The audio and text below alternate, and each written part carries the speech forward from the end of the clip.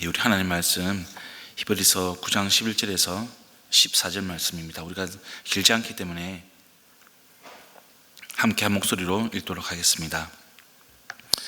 그러나 그리스도께서는 이미 일어난 좋은 일을 주관하시는 대제사장으로 오셔서 손으로 만들지 않은 장막, 다시 말하면 이 피조물에 속하지 않은 더 크고 더 완전한 장막을 통과하여 단 한 번에 지성소에 들어가셨습니다. 그는 염소나 송아지의 피로서가 아니라 자기의 피로서 우리에게 영원한 구원을 이루셨습니다.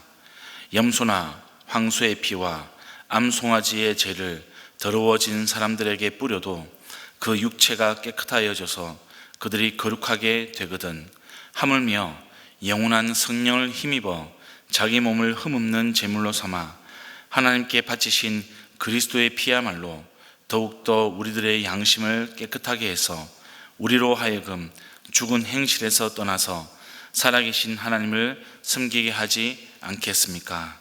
아멘.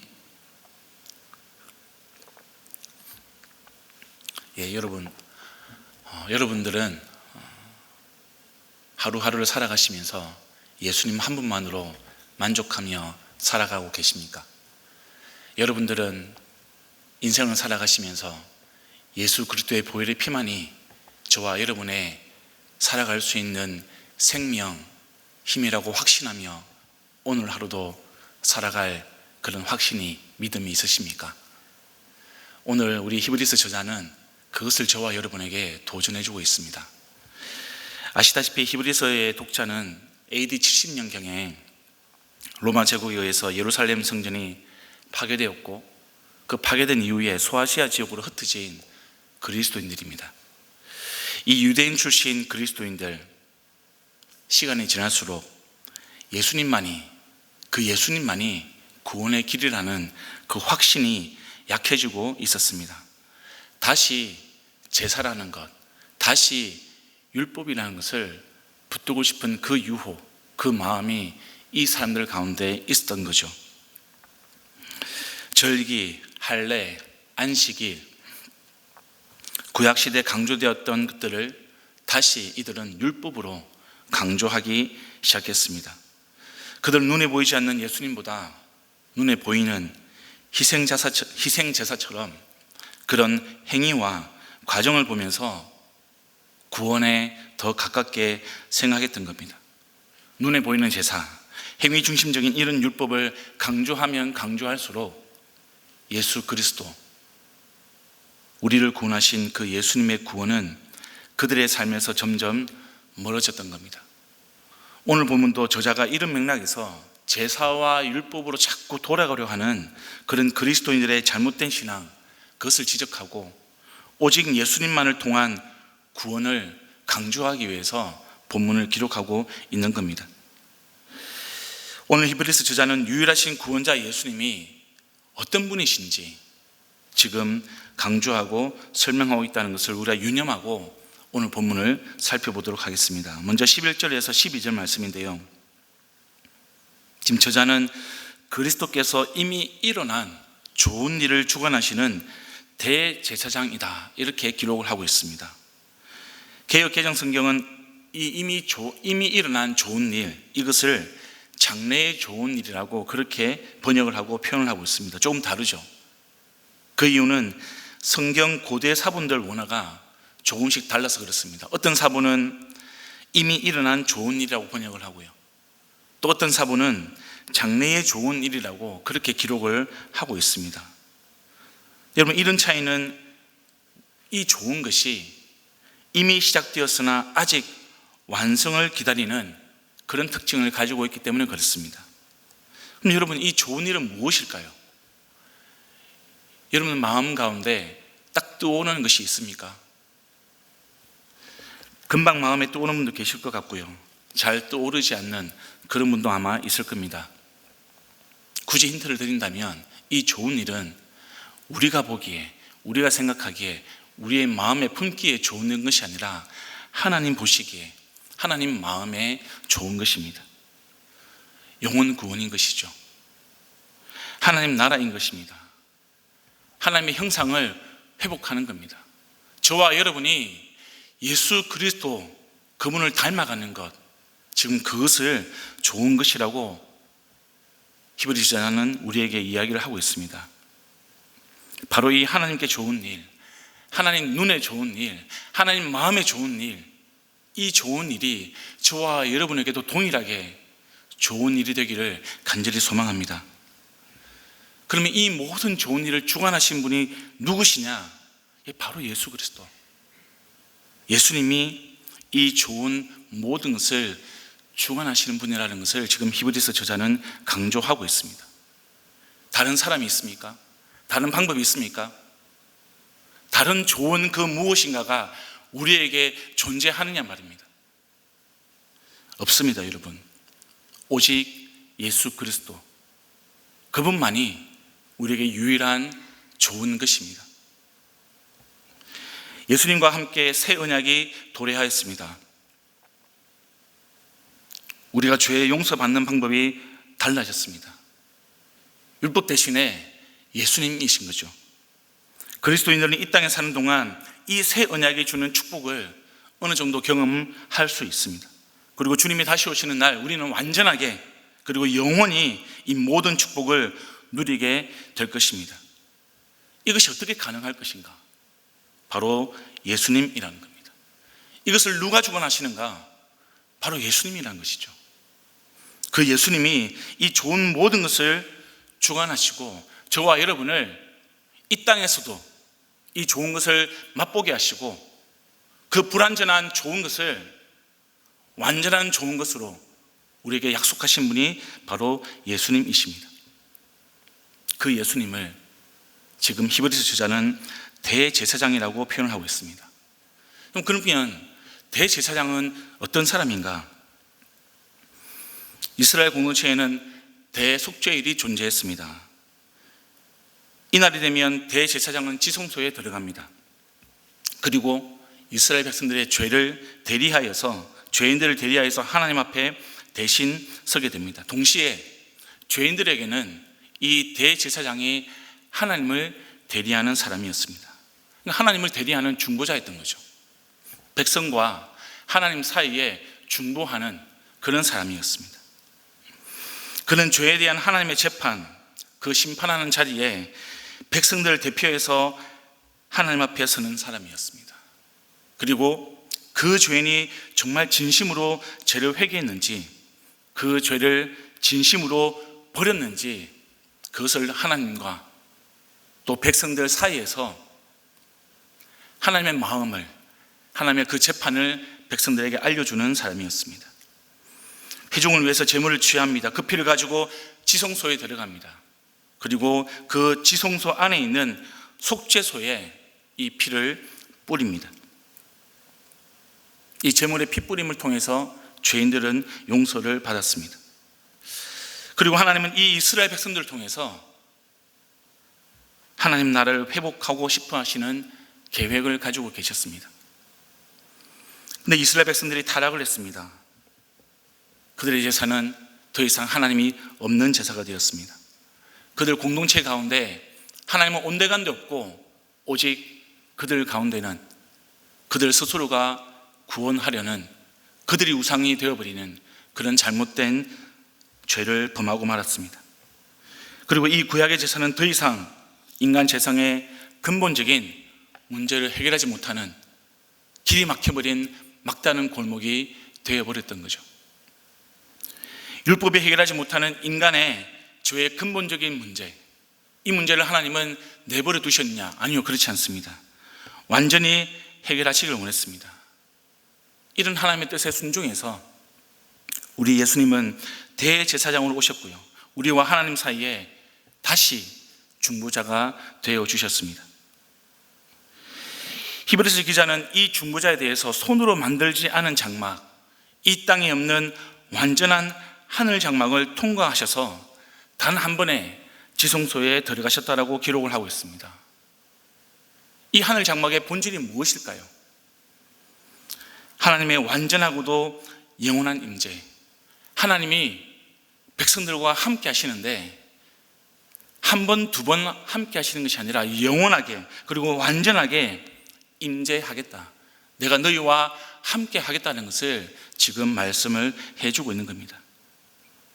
염소나 송아지와 같은 그런 동물의 희생제물이 아니라 예수님이 몸소 희생제물이 되셔서 우리의 죄를 용서하시고 영원한 구원을 이루셨다는 것을 지금 히브리서 기자는 이스라엘 백성들 그리고 개종자들에게 이야기를 하고 있는 겁니다.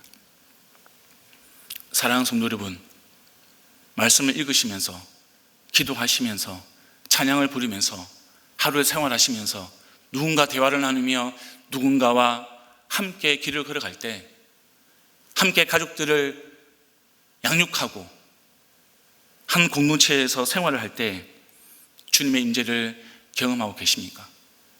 주님께서 나와 함께 하신다는 것을 몸으로, 감정으로 느끼고 경험하고 계십니까? 우리에게 더 이상 염소가 필요 없습니다. 우리에겐 더 이상 송아지가 필요 없습니다.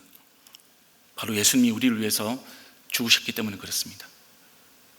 그 죽으신 예수님이 다시 부활하셨습니다. 그 죽으신 예수님이 다시 부활하셨고 다시 오신다라고 약속을 하셨습니다. 그리고 성령님은 우리에게 약속해 주셨습니다. 그럼에도 불구하고 사탄은 우리에게 계속 이런 식으로 이야기합니다. 야, 구원을 위해서는 염소가 필요해. 구원을 위해서는 송아지가 필요해. 예수님만으로 안 된다니까요. 예수님만으로 네가 구원받을 수 있을 것 같아? 너 돈 필요하잖아. 너 직장 필요하잖아. 너 집이 필요하잖아. 너 물질 없이 살아갈 수 있어? 하나님은 말이야, 네가 헌금을 많이 할수록 더 좋아하시는 거야. 하나님은 네가 남들보다 빨리 승진하고 잘 되어서 성공하면 너를 더 인정해 주신 분이야. 네가 더 많은 염소를 바치면, 네가 더 많은 송아지를 바치면 하나님은 네가 믿음이 크다고 인정해 주실 거야. 사탄은 끊임없이 우리에게 이런 식으로 미혹을 합니다. 사랑하는 성도 여러분, 사탄의 이런 시험에 넘어가지 않기를 부탁을 드립니다. 예수 그리스도의 피만으로 충분한 인생이 저와 여러분의 인생입니다. 이미 저와 여러분은 좋은 것을 얻었습니다. 영생을 얻었습니다. 하나님의 자녀가 되었고요, 하나님의 백성이 되었습니다. 이것이 우리의 믿음입니다. 이 믿음으로 우리는 오늘도 살아갈 수가 있어야 되는 것이죠. 성령 하나님은 저와 여러분과 동행하기를 원하시고 지금도 동행하고 계시고 저와 여러분이 이 믿음으로 살아갈 수 있도록 돕는 분이십니다. 마귀의 시험이 올 때, 사단의 시험이 올 때 우리가 성령님을 의지해서 우리의 믿음대로 믿음의 길을 걸어갈 수 있기를 간절히 축원드립니다. 13절 14절 보시겠습니다. 이렇게 기록을 하고 있습니다. 염소나 황소의 피와 암송아지의 죄를 더러워진 사람들에게도 뿌려도 그 육체가 깨끗해지고 거룩하게 되거든 영원한 성령을 힘입어 자기 몸을 흠없는 제물로 삼아 하나님께 바치신 예수 그리스도의 피가 우리들의 양심을 깨끗하게 하고 우리가 죽은 행실에서 떠나 살아계신 하나님을 섬기게 한다. 성도 여러분, 지금 히브리서 기자는 염소나 황소의 피가 또 암송아지의 죄가 육체를 깨끗하지 못한다, 그렇게 이야기하지 않습니다. 예, 깨끗하게 만든다라고 이야기하고 있습니다. 그러나 그것이 본질이 아니라는 것을 우리가 유념해서 살펴봐야 되는 것이죠. 지금 비교를 하고 있습니다. 염소의 피가 있고요, 황소의 피가 있고 암송아지 죄가 있습니다. 예, 그것들이 우리의 육체를 깨끗하게 만들 수 있다라고 인정을 하고 있습니다. 그러나 그것이 본질이 아니라는 것입니다. 본질이 무엇이냐? 예, 단 한 번의 희생으로 저와 여러분의 모든 죄를 도말하신 예수 그리스도의 피, 그분의 피가 저와 여러분을 구원을 했다는 겁니다. 그 예수님의 피야말로 저와 여러분의 양심을 깨끗하게 하고요, 우리가 죽은 행실을 떠나 살아계신 하나님만을 섬기도록 만들 수 있는 유일한 길이라는 것입니다. 그것을 따라서 우리는 선과 악을 구별하는 마음이 하나님의 뜻에 따라서 이루어질 수가 있는 것입니다. 예, 우리는 선과 악을 구별하는 힘을 가지고 있습니다. 아담이 선과 악을 알게 하는 열매를 먹었습니다.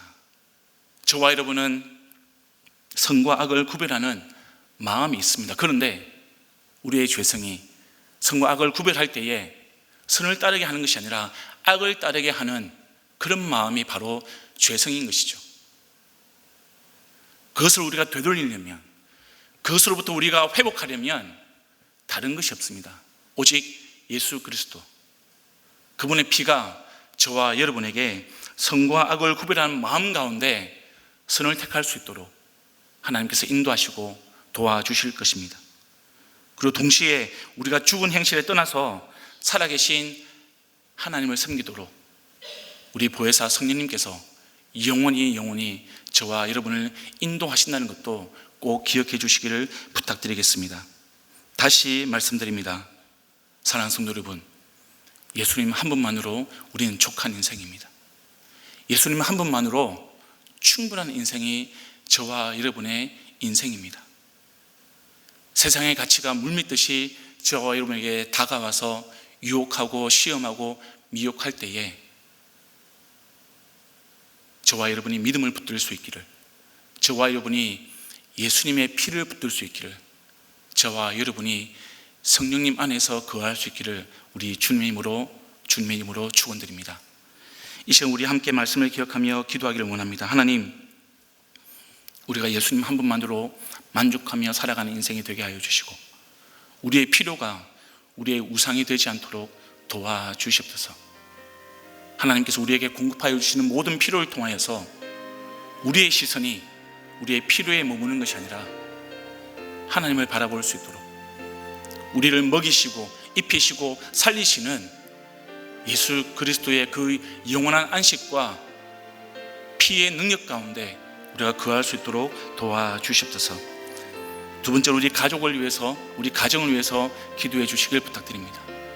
사랑하는 우리의 부모님, 사랑하는 우리의 자녀들이 예수님만 의지하는 믿음을 가질 수 있게 도와주시고, 혹 우리 가족들 가운데, 우리 친척들 가운데 그 예수님을 믿지 못하는 가족들이 있다면 하나님, 마음을 열고 예수님을 마음 중심에 모셔 새 인생을 살아갈 수 있도록 도와주시옵소서. 함께 중보하기를 원합니다. 마지막으로 교회 일정을 위해서 기도해 주시길 부탁드립니다. 단기 봉사가 계속 이어지고 있습니다. 여름 성령학교가 계속되고 있고요, 수련회가 있을 것입니다.